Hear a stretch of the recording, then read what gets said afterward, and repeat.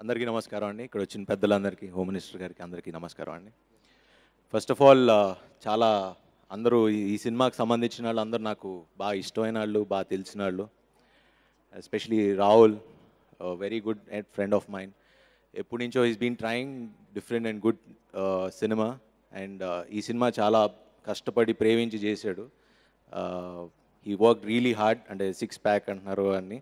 And moreover I think it's very genuine script Venkatapuram అనేది, because I know the story little bit. ఎందుకంటే producer Seenu నాకు తెలుసు, కొంచెం ఎప్పటి నుంచో తెలుసు. So good cinema.